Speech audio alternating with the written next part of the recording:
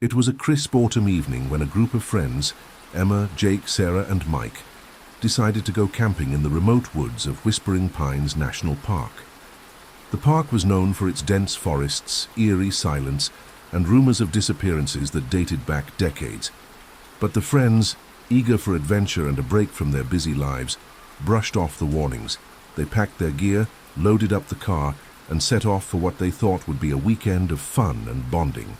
The drive was long, and by the time they arrived, the sun was dipping below the horizon, casting long shadows across the forest floor. They parked at the trailhead and hiked a mile into the woods to find the perfect campsite. The air was thick with the scent of pine, and the only sounds were the crunch of leaves underfoot and the occasional call of a distant owl. They set up their tents quickly, laughing and joking as they worked. But as darkness fell, the atmosphere changed.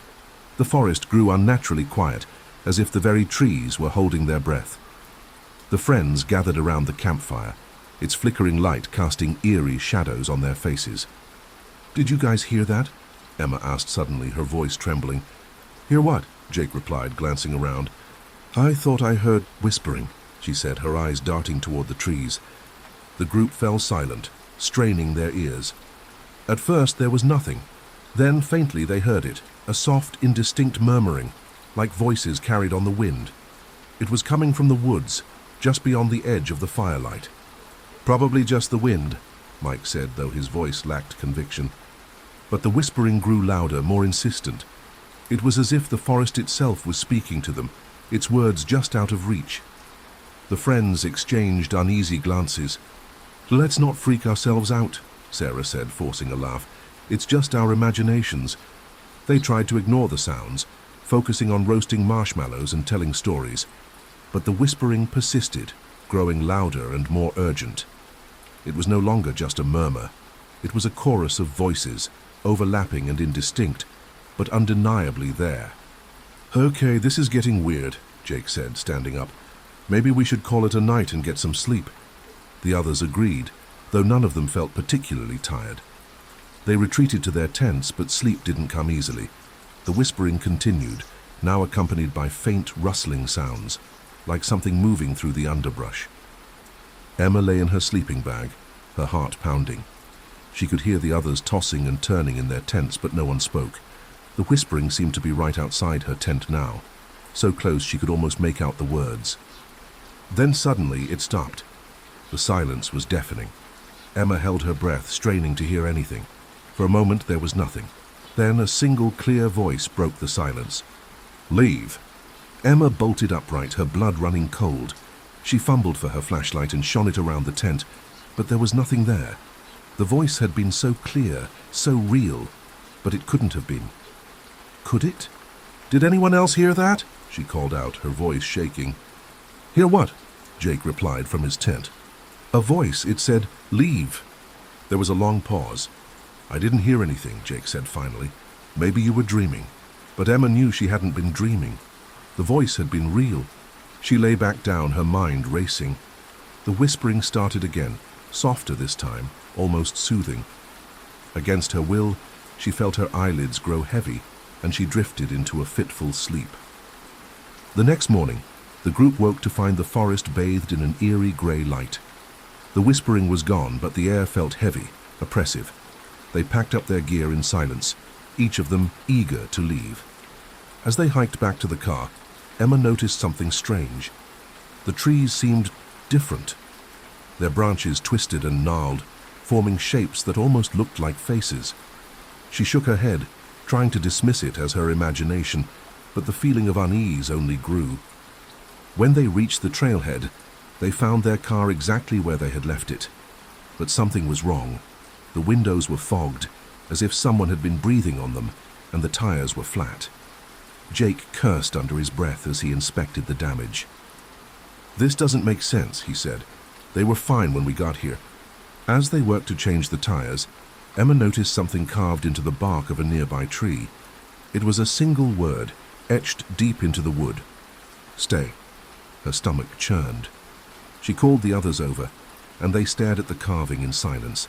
The letters were fresh, the wood still raw and pale. "We need to get out of here," Sarah said, her voice trembling. They finished changing the tires as quickly as they could and piled into the car. As they drove away, Emma couldn't shake the feeling that they were being watched. She glanced back at the forest, and for a moment, she thought she saw something. A figure standing among the trees, watching them go. They didn't speak much on the drive home. Each of them was lost in their own thoughts, trying to make sense of what had happened. When they finally arrived back in the city, they agreed to put the experience behind them and never speak of it again. But the forest wasn't done with them. Over the next few weeks, strange things began to happen. Emma would wake up in the middle of the night to the sound of whispering, though no one was there.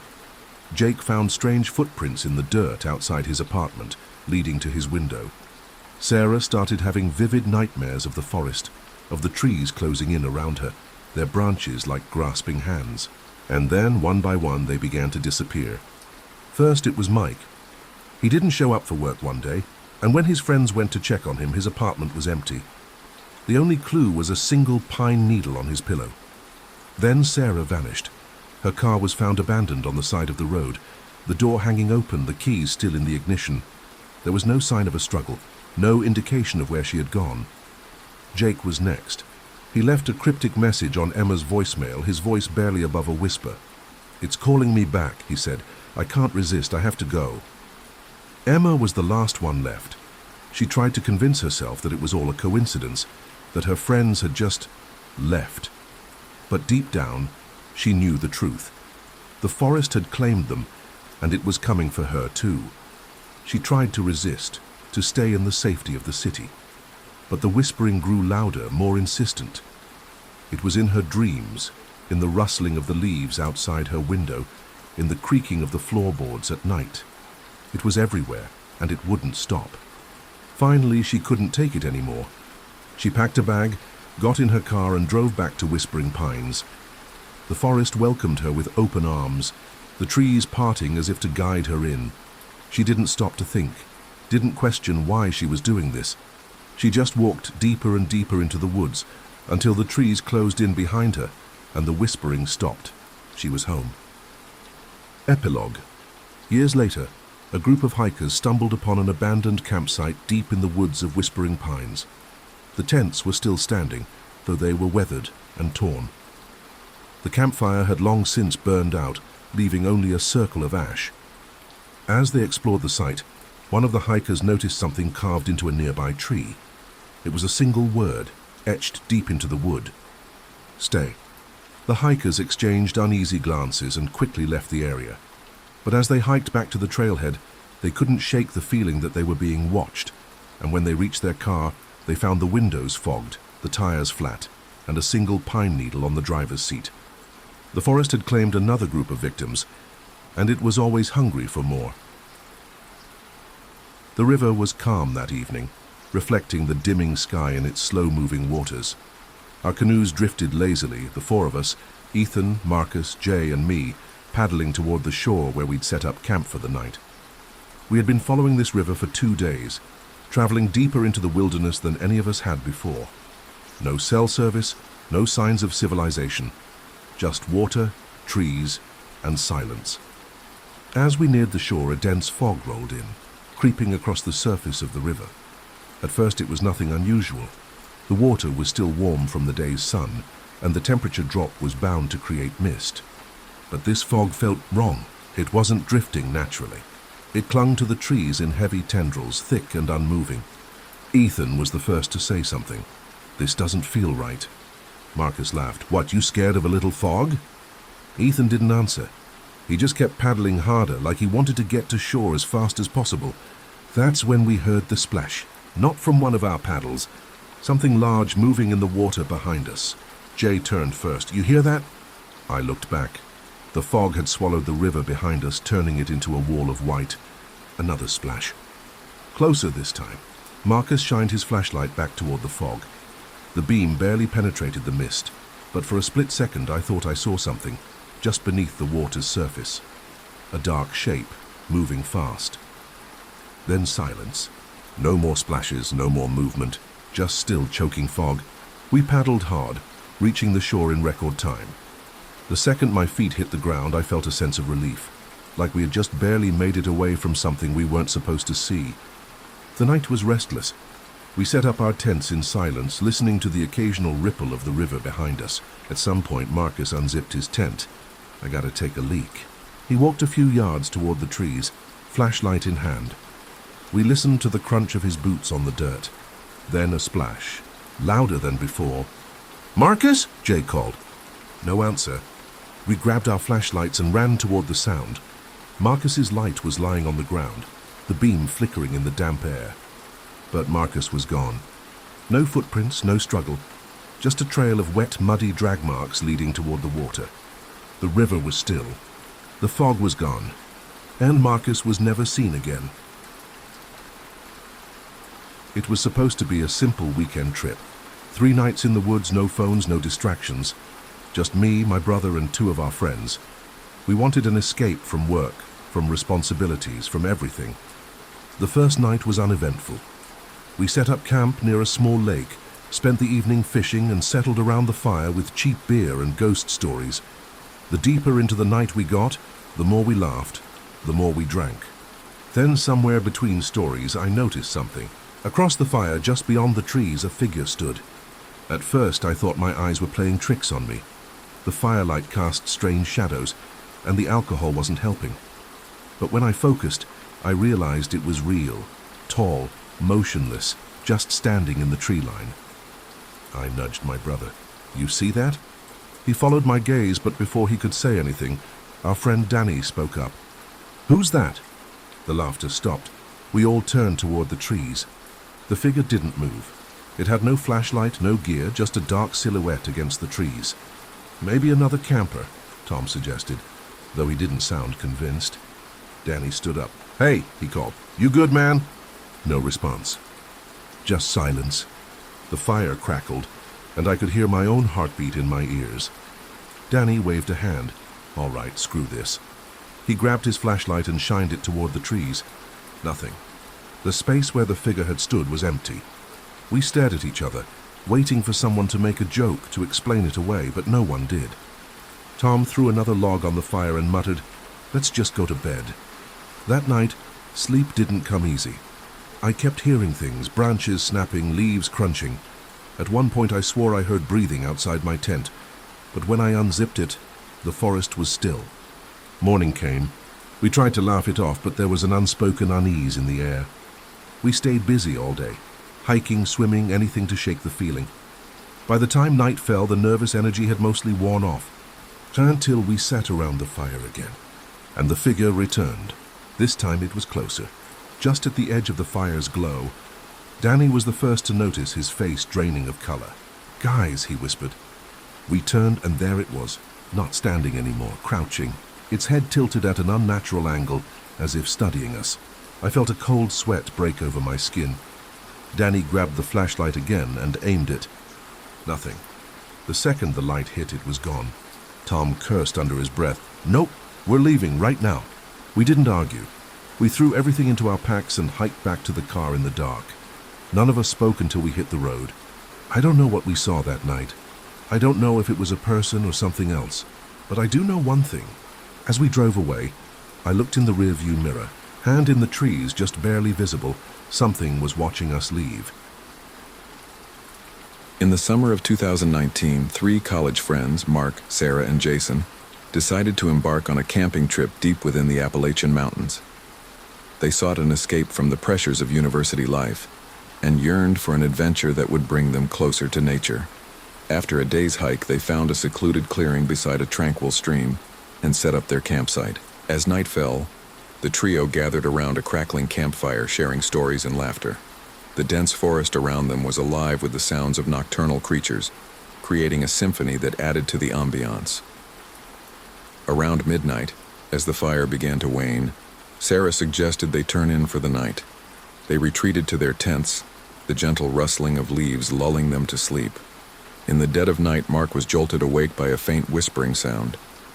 At first he thought it was the wind, but as he strained to listen, he realized the whispers were distinct and seemed to be circling their campsite. He unzipped his tent cautiously and peered into the darkness. The campfire's embers cast a dim glow, but beyond that the forest was pitch black. He could see nothing unusual, yet the whispering persisted, growing louder and more insistent. Mark decided to wake Jason and Sarah. They groggily emerged from their tents, and as they listened, the whispers abruptly ceased. Dismissing it as a figment of Mark's imagination, or perhaps the wind playing tricks, they returned to their tents. However, sleep eluded Mark, and he lay awake, ears attuned to any sound. Just as he began to drift off, the whispering returned, this time accompanied by soft footsteps circling the tents. His heart raced as he realized the sounds were deliberate and too rhythmic to be an animal. Summoning courage, he grabbed a flashlight and emerged from his tent. The footsteps stopped and an eerie silence enveloped the campsite. Suddenly, a blood-curdling scream pierced the night, coming from the direction of Sarah's tent. Mark and Jason rushed over, unzipping the tent to find it empty. Panic set in as they called out for Sarah, their voices echoing through the forest. There was no response, only the oppressive silence of the woods. Desperate, they grabbed their flashlights and ventured into the forest, following a faint trail that led away from the campsite.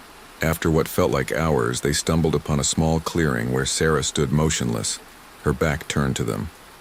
Relief washed over them, but as they approached, they noticed something was terribly wrong. Sarah's head was tilted at an unnatural angle and her eyes were wide with terror. Staring blankly ahead, her mouth moved, but the sounds that emerged were the same whispers they had heard earlier. Suddenly, she let out another ear-piercing scream, causing Mark and Jason to stumble backward. In that instant, the forest seemed to come alive with whispers, surrounding them from all sides. Overwhelmed by fear, they grabbed Sarah and fled back to the...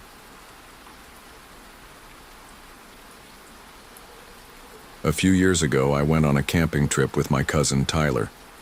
We were both in our early 20s and had been camping since we were kids, so we were pretty experienced. We chose a remote spot deep in the woods, far from any other campers.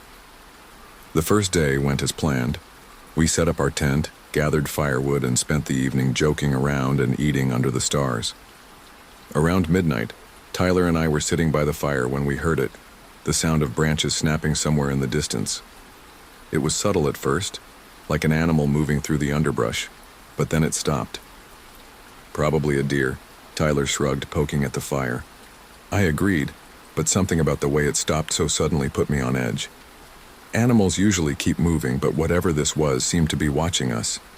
We went to bed shortly after, but I had trouble sleeping. The night was unnaturally silent, no crickets, no rustling leaves, nothing. Just as I started to drift off, I heard it again. Crunch, a single footstep outside the tent, then another. I held my breath, listening. Tyler was out cold next to me. Crunch. The steps were slow and deliberate, circling our tent. My heart pounded in my chest. I reached for the flashlight but hesitated. Did I really want to see what was out there? The footsteps stopped. The only sound was my own shaky breathing. I must have laid there for an hour, gripping the flashlight, waiting. But eventually, exhaustion won, and I fell asleep. In the morning, I told Tyler about the footsteps. He laughed it off, saying I probably dreamed it. But when we stepped outside the tent, I froze. There were footprints in the dirt, human footprints. They circled our tent several times before disappearing into the trees. Tyler stopped laughing. Maybe some hunter passed by? Without a flashlight? And why would they walk in circles around our tent? Neither of us had an answer. We debated leaving, but eventually we convinced ourselves it was nothing. Just some random guy walking through the woods. Still, I couldn't shake the feeling that we were being watched. That night, we made sure to put out the fire early and zipped ourselves tightly inside the tent. But sleep didn't come easy. At some point in the middle of the night, I woke up to the sound of something tapping on the fabric of the tent. Tap, tap, tap. It was soft, almost playful, like someone lightly drumming their fingers against it. I turned to wake Tyler, but he was already sitting up, staring at the tent wall. The tapping stopped. Then we heard it, a whisper, right outside the tent. It was so faint, so close that I couldn't make out the words. My blood ran cold. Then the tent zipper began to move. Slowly, silently. It was unzipping from the outside. Tyler lunged forward and grabbed the zipper, yanking it back down with all his strength. We both scrambled for our knives. There was a long silence. Then we heard footsteps, heavy, deliberate, walking away from the tent. Not running, walking. Like whoever it was didn't care that we knew they were there. We sat awake until the sun came up. When we finally stepped outside, there were no footprints this time. No sign of anyone. We packed up and got the hell out of there. If you made it all the way to the end, don't forget to like and subscribe, and thank you for watching.